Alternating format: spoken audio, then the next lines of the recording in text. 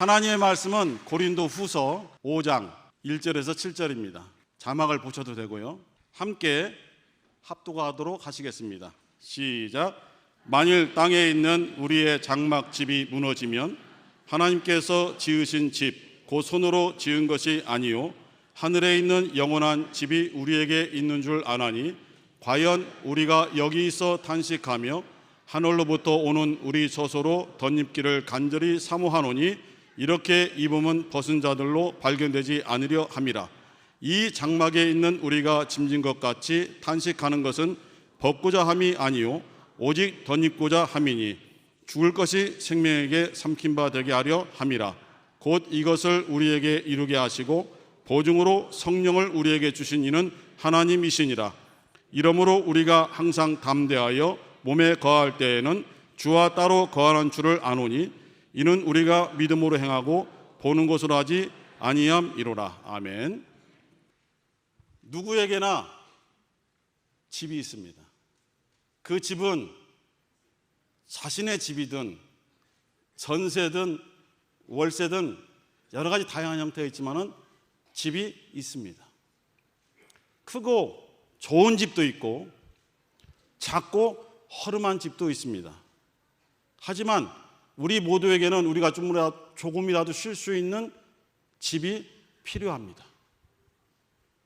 그래서 살아가면서 지금보다는 또 조금만 더, 한 뼘 더 큰 집, 한 뼘 더 좀 편안한 집을 꿈꾸면서 땀 흘리고 노력해서 그러한 꿈을 이루려고 몸부림을 치면서 살아가고 있습니다.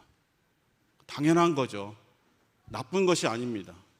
살아가는 동안에 육체가 편히 쉴 수 있는 곳이 있다는 것이 육신적인 행복으로는 큰 행복이거든요.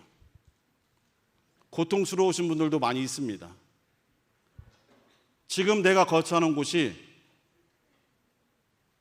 편하지가 않고 힘들고 어렵고 열악한 그러한 환경에 있는 분들도 있습니다.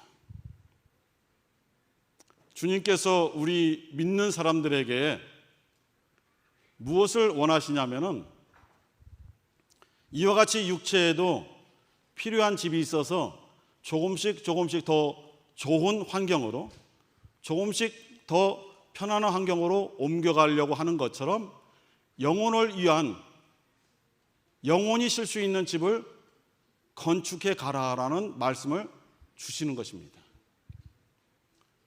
영혼이 보이지 않기 때문에 보이지 않는 영혼에 무슨 집이 필요한가 생각할 수도 있지만은, 영혼에 가장 필요한 것이 영혼이 쉴 수 있는 집인 것입니다. 우리의 보이는 이 육체가 내 것이고 내 전부라고 생각할 수도 있습니다. 하지만 이 육체를 집으로 생각하는 존재가 육체 안에 있어요. 육체가 나의 전부야 라고 생각하고 주장하고 있는 가운데, 예수의 피로 속죄받고 깨끗함 받고 예수의 이름을 모시고 나는 하나님의 자녀가 되었습니다, 나는 예수를 믿는 그리스도인입니다 라고 주장하는 영혼이 이 육체 가운데 깊은 곳에 있어요. 그래서 육체를 성경에서는 집이라고도 표현합니다. 보통 우리가 읽은 본문에도 나와 있지만은 장막이라는 표현으로 이렇게 기록되어 있습니다. 그것은 이제 이스라엘 사람들이 애굽 땅에서 탈출해서 홍해를 건너 광야에 나왔습니다. 광야에 나왔는데 그 광야는 자기들이 기초를 파고 뿌리 깊이 내려서 정착할 땅이 아니거든요. 그러니까 튼튼한 집을 지으면 안 되는 거예요. 하나님이 언제 부르셔서 일어나서 빛을 발하며 걸어가라 명하실지 모르기 때문에 항상 하나님의 말씀을 듣고 움직일 수 있는 준비를 해야 되는 그러한 집이 필요하기 때문에 임시 장막이 필요한 것입니다. 광야에 무슨 천막이 있겠습니까? 그래서 나무도 많지 않지만 어떻게 해서든지 그것을 구해서 나뭇가지, 풀잎 또는 허름한 옷을 통해서 햇볕과 밤이슬을 가릴 수 있는 그야말로 집이라고 부르기는 조금 어려운 그러한 형태의 장막을 광야에서 무려 40년 동안 그들이 그 장막 안에서 지냈던 것입니다.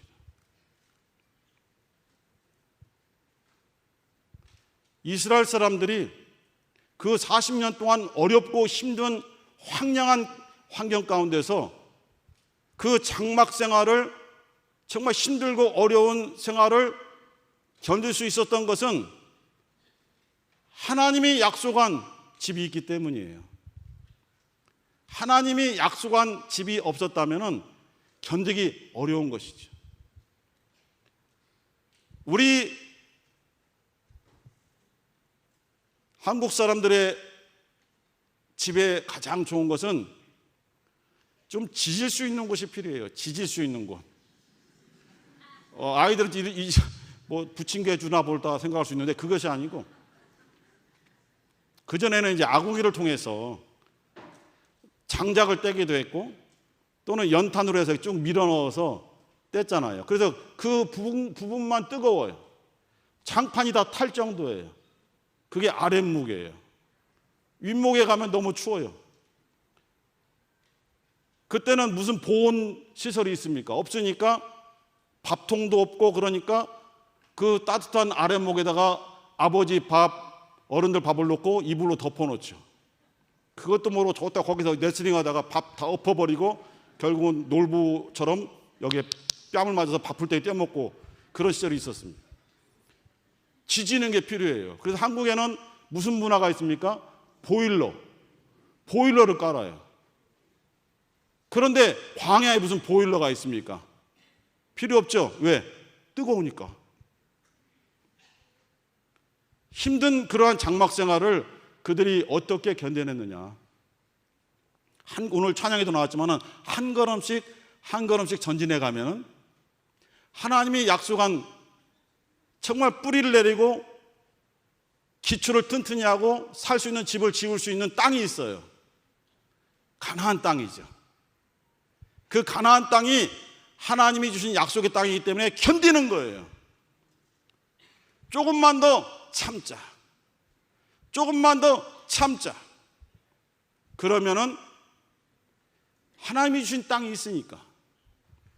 저는 등산을 엄청나게 아주 싫어합니다. 힘들어요. 땀 흘리고. 거짓말이 난무하는 곳이에요. 왜? 저기 가면 얼마나 남았어요? 금방이에요. 조금만 가면 돼요. 1시간 걸어도 안 나오는데요. 근데 그 거짓말이 선의의 거짓말인 걸 알았어요, 나중에. 아직도 멀었슈. 그러면은 주저앉죠. 조금만 가면 돼요. 그러니까 힘을 내서 걷는 거예요. 그래 결국 정상에 오르잖아요. 이것처럼 이스라엘 사람들이 광야에서 견디면서 먹을 양식도 충분하지 않고, 정말 처음에는 하나님이 만나를 내려주시니까 그렇게 기쁘고 할렐루야 하면서 기뻐 찬양하면서, 우리가 농사 짓지 않아도, 우리가 땀 흘리지 않아도 하나님이 매일 주시네 감사했지만 조금만 지나니까 어떻게 해요? 맛없어요. 고기 줘요. 고기 좀 줘요. 외치니까 하나님께서 바람을 일으켜서 메추라기 떼가 저쪽으로 가고 있었는데 아무리 적어도 뒤로 가는 거야. 바람이 불어서. 메추라기 떼는 혼돈이어죠. 왜 뒤로 갈까? 하지만 그것이 이스라엘 사람들이 가는 곳에 떨어지니까 그걸 잡아먹죠. 코에서 그 냄새가 없어지지 않고 100일 정도까지 먹는 거예요. 지금은 홍어를 좀 잘 먹지만은 전도사가 되어서 광주 지방에 장례를 갔어요. 여러분 잘 아시지만 전라도 지역은 장례집에 홍어를 안 내놓으면 예의가 안 맞아요. 그때 처음 먹어봤어요. 먹었는데 집에 가서 3일 됐는데도 코에서 홍어 냄새가 계속 나는 거예요. 홍어. 아니, 김치를 먹어도 홍어 맛이 나고요, 다른 걸 먹어도 홍어 맛이 나는 거예요. 근데 조금 지나니까 그 홍어가 그렇게 먹고 싶어요. 뭔 얘기하다 이렇게 됐대요. 알고 물어본 거예요. 매출하기가 떨어지잖아요. 그처럼 처음에 은혜를 감사해서 하나님께 영광 돌리고 기뻐하며 걸어가지만은 그 은혜가 계속 넘치거든요. 하나님의 은혜는 절대로 부족하게 주지 않고 우리가 감당할 수 없을 정도로 또 주시고 넘쳐요. 넘치니까 은혜인 줄 몰라요. 지겹다는 거예요. 왜 맨날 똑같으냐는 거예요. 자꾸 새로운 것을 달라고 요구하는 거예요. 하나님의 은혜가 우리에게 있을 때에 은혜인 줄 모르고 산다는 것은 참으로 불행한 일이잖아요. 우리는 이렇게 한 걸음씩 힘든 환경을 걸어가면서 하나님의 은혜가 얼마나 소중한 것을 체험하고 있는 거예요. 은혜는 혼자 갖는 것이 아니에요. 나누는 거예요. 하나님이 받은 은혜를 나누는 거예요. 나누어서 다 은혜로 충만한 그러한 한 가족이 되는 것이고, 은혜로 충만한 우리 개혁 공동체가 되는 것입니다. 할렐루야. 주님께서 바울 사도를 통해서 주신 말씀이 있어요. 고린도전서 3장에 보면은 공력이라는 것이 나오잖아요. 공력. 집을 짓는데 아무데나 지으면 안 돼요. 집을 짓는 터가 있어요. 그 터를 주님께서 마련해 주셨어요. 이 터는 예수 그리스도시다라고 못을 박았어요. 믿음이 좋아도 충만해도 예수 그리스도가 아닌 곳에 집을 지으면 안 되는 거예요. 하나님이 인정하지 않는 거예요. 열심을 내도, 아름다운 집을 지어도, 튼튼한 집을 지어도 그 터가, 그 기초가 예수 그리스도가 아닌 곳에 짓게 되면 하나님은 인정하지 않는 거예요. 순식간에 넘어가는 거예요. 10년, 20년, 30년 동안 건축을 했어도 하나님이 인정하지 않으면 그냥 없어지는 거예요. 아무리 46년 동안 성전을 짓고 헌신하고 노력을 해도 주님께서 허물나는 거예요. 하나님이 인정하지 않는 것은 안 받으신다는 거예요. 그래서 우리가 항상 조심할 때에 내 믿음이, 내 열심이, 내 기도가, 내 찬양이 예수 그리스도 터 위에 밟고 서서 하는 것인가를 다시 한번 깊이 들여다볼 수 있어야 되는 거예요. 자기 자신을 아는 사람, 소크라테스 말고요. 갑자기 소쿠리가 생각나네. 아무리 물을 떠도 물이 안 담아져요. 다 빠져나가는 거예요. 하나님이 은혜를 주셔도 내 심령에 소쿠리, 아이들이 못 알아듣는 것 같아. 뭘로 해야 되나? 이걸 좀. 하여튼 뻥꾸가 나면 다 쏟아지는 거예요. 우리의 믿음은 누구 위에 서야 된다? 예수 그리스도. 어제 보니까 답을 미리 알려주더만요. 저도 한번 해야 되겠어요. 누구 위에 서야 되는가? 예수 그리스도, 예수 그리스도, 예수 그리스도. 아니, 대답을 하시라니까요. 누구 위에 서야 되는가? 예수 그리스도, 예수 그리스도. 예수 그리스도 터 위에 서야만 우리의 믿음이 하나님이 받으시는 귀한 믿음이 되는 거예요. 알잖아요. 알지만 안 되잖아요. 안 되니까 기도하잖아요. 기도하니까 들어주시잖아요. 들어주시니까 힘을 주시고 사람을 보내서 격려해 주시고, 집사님 왜 넘어져 있어요? 붙잡아서 일으켜 주셔야 돼요. 넘어지고 보면서 편하게 쉬요. 이렇게 하면 안 되잖아요. 붙잡아 일으켜 주시는 것이 우리 성도들이 해야 될 일이죠. 바울 사도가 실패한 선교지가 있어요. 아테네입니다. 그 아테네, 아덴이라고 나와 있죠. 아테네는 철학자들이 많이 있는 곳이에요. 아리스토텔레스, 소크라테스, 플라톤, 피타고라스, 문스, 뭔 숫자가 많은 철학자들이 많은 곳에 바울이 엄청난 자신감을 가지고 와서 내 언변, 내 지식으로 이 사람들 다 변화시킬 수 있다라면서 아덴에서 막 설교했어요. 단 한 사람도 믿지 않았어요. 단 한 사람도 변화된 사람이 없어요. 바울이 간 곳에 전도한 곳마다 변화가 되고 교회가 섰거든요. 고린도 교회, 데살로니가 교회, 빌립보 교회, 에베소 교회 많은 교회들이 섰거든요. 아테네에서는 한 사람도 변화시키지 못하고 바울이 고린도로 주랭랑치다시피 갔어요. 부끄러워요. 자기의 언변이 다 통했는데 그곳이 안 통하는 거예요. 왜? 교만함으로, 자기의 지식으로, 자기의 언변으로 그 사람들을 변화시키려고 했기 때문에 실패한 거예요. 그리고 주저앉아 있어요. 그리고 천막을 만들어서 팔고 있어요.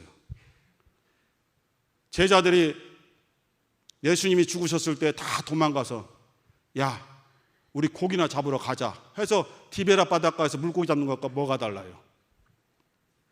자비량입니까? 천막 짓고 그 선교에서 자비량이라고 볼 수 있어요? 그렇게들 많이 얘기하잖아요. 자신감이 꺾여서 세상 일로 다시 돌아간 거예요.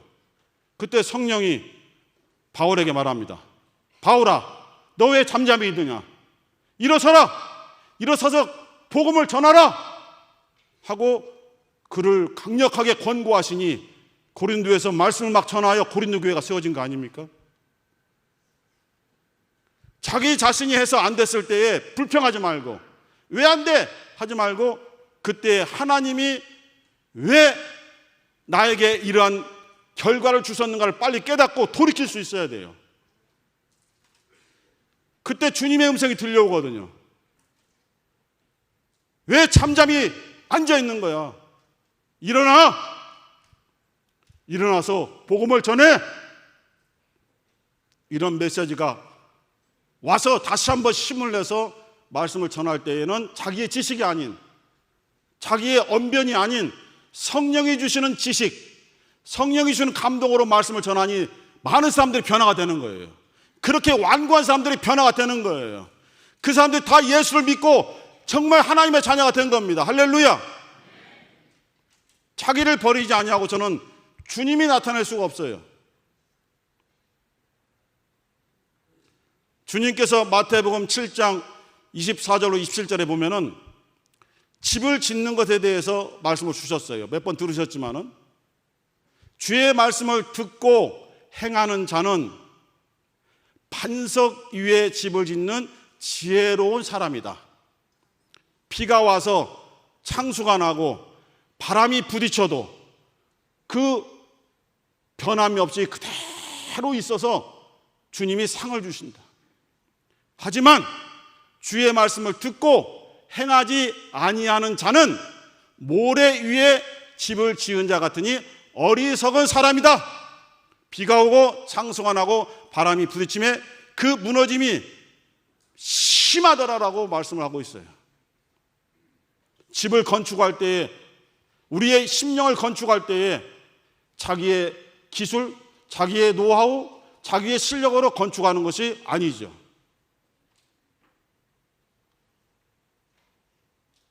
유다서에서는 지극히 거룩한 믿음 위에 자기를 건축하라라고 말했어요. 지극히 거룩한 믿음, 자기를 죽이는 믿음이죠. 주님께서 나를 따라오려거든 자기 자신을 부인하고 자기 십자가를 지고 나를 따르라 말씀하셨거든요. 그것이 거룩한 믿음이죠. 그 믿음 위에 자기를 부인하고 주님만을 믿는 믿음 위에 자기의 믿음 위에 자기의 영혼을 건축할 때에 어떠한 환난이 와도 어떠한 핍박이 와도 전혀 무너지지 않고 그대로 있다. 할렐루야. 이런 메시지를 주신 거예요. 우리 어린이들이 잘 알아듣지 못해도 할렐루야 그러면 아멘만 하면 돼요.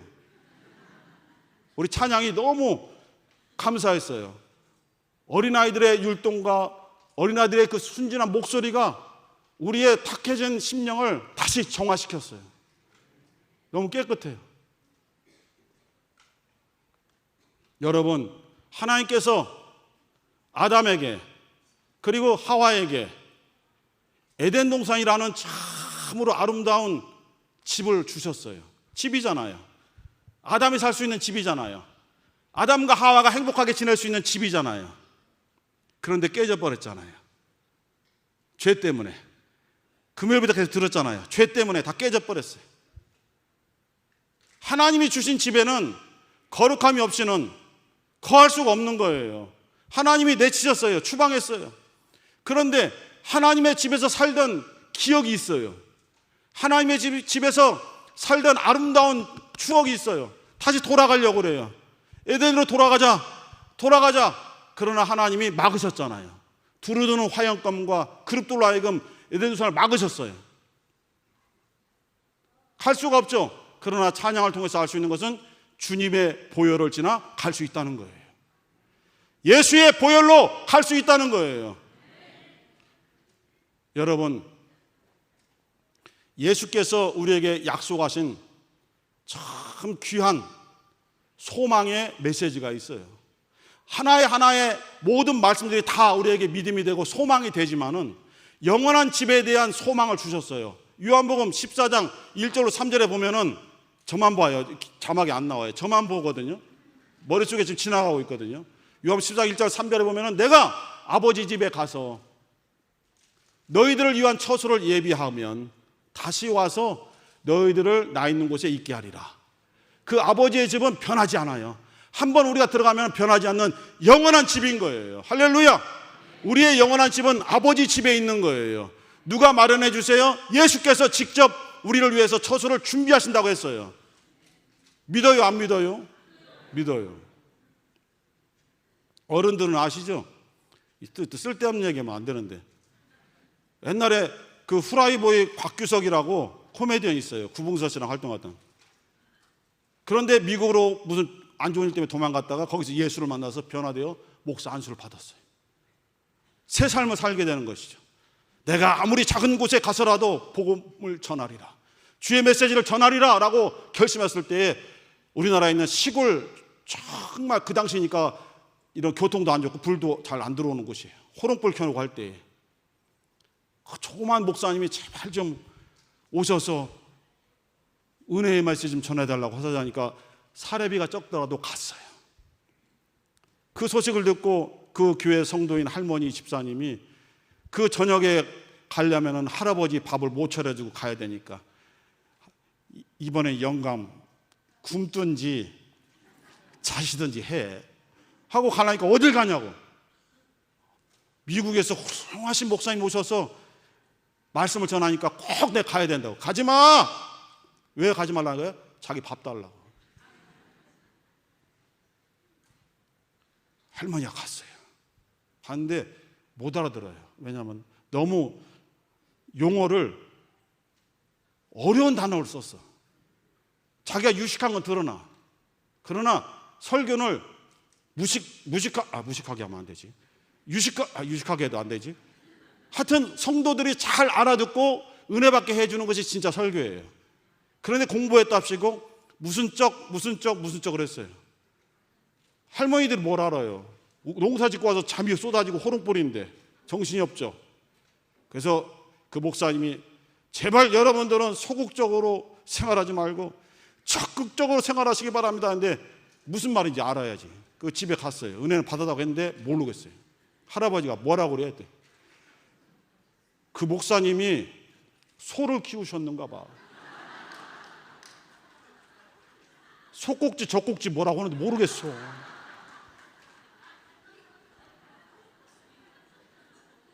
앞에 받은 은혜 다 까먹을 것 같은데 죄송합니다.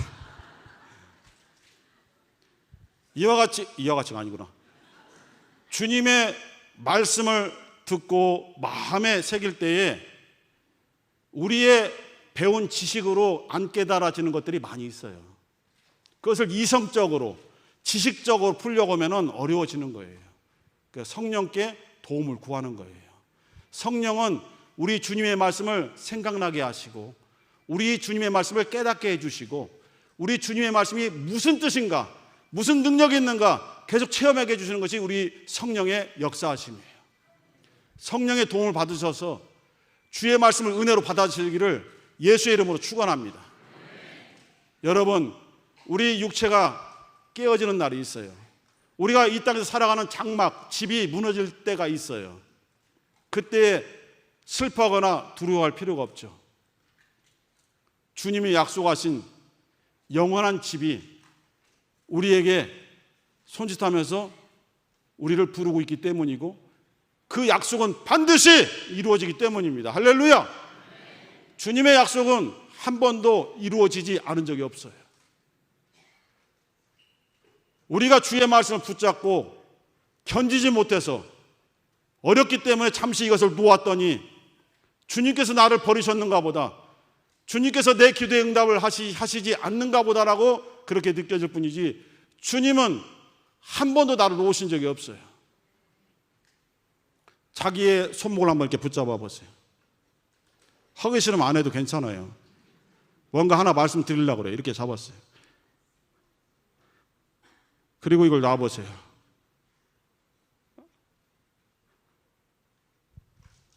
양손을 붙잡아 보세요. 한쪽 손만 놔보세요. 이게 나예요. 나는 주님의 손을 놓았어요. 주님이 느껴지지 않아요. 주님이 나를 버리셨는가 보다 생각하면서 불평불만해요. 그러나 이쪽 손은 주님의 손이에요. 한 번도 나를 놓으신 적이 없어요. 다시 잡으라는 거예요. 다시 잡고 주님의 인도하심을 따르라는 거예요. 이것이 주님의 사랑이고 주님의 은혜인 것입니다. 우리는 이 땅에서 육신을 위해서 편안한 집, 행복한 집을 꿈꾸는 것이 절대로 나쁜 것이 아니고 그렇게 해야 됩니다. 자녀들도 있고 그러니까. 그러나 그런 것을 통해서 영원한 집을 그리워하시고 사모하시고 그 집에 주님의 역사하심이 있기를 소망하면서 기도해 나가야 되는 것입니다. 저는 오늘 오래전 찬양을 한번 하려고 합니다. 개인적으로 은혜 받은 것도 있지만은 이 설교 제목에 맞는 것 같아서 고민하다가 구했어요. 그래서 젊은 청년들은 역시 꼰대군 이렇게 생각할 수 있어요. 하지만 고등학교 1학년 때에 처음 예수를 믿고 그 학생부 활동할 때에 이 찬양이 계속 지금도 남아있어요. 2절밖에 없어요. 그래서 2번을 부를 거예요. 그리고 피를 받으면은 후렴구를 조금 더 부를 거예요. 피를 못 받으면은, 피라니까 또 예수님의 피인 줄 안다. 감동을 못 받으면은 그냥 끝날 수도 있어요. 잠깐, 찬양은 조금 있다가요. 기도하고 할까요? 여러분, 주님이 약속하신 영원한 집을 사모하면서 이 힘든 개혁의 길을 멈추지 말고 끝까지 승리하시기를 예수 이름으로 축원합니다. 예수 이름으로 축원합니다. 이번 수련을 통해서 얼마나 우리 성도들의 그 심령이 맑고 행복한지를 보았어요. 육체 힘들죠. 그동안 얼마나 힘들었어요. 그러나 금요일, 토요일, 주일 여러분의 얼굴에 마음속에 있는 믿음이 드러나기 시작했어요. 기쁨이 있다는 것을 느꼈어요. 행복함이 있다는 것을 느꼈어요. 어렵지만 함께하는 동참한다는 것을 느꼈어요. 외롭지 않음을 느꼈어요. 이 길이 나만이 가는 길이 아니라 일부 지도자들만 가는 길이 아니라 함께 가고 있다는 것을 느꼈어요. 그래서 행복합니다. I am happy. You happy? 우리 모두 행복한 거예요. 나는 예수로 행복합니다. 2번 시작. 나는 예수로 행복합니다. 나는 예수로 행복합니다. 이 시간 기도할 때에 하나님 아버지 우리를 영원한 집으로 인도해 주옵소서. 힘들고 어려운 길을 다 이기고 영원한 길로 영원한 집으로 우리의 믿음의 발걸음을 옮기게 도와 주시옵소서. 주여 한번 부르시고 기도하겠습니다. 주여!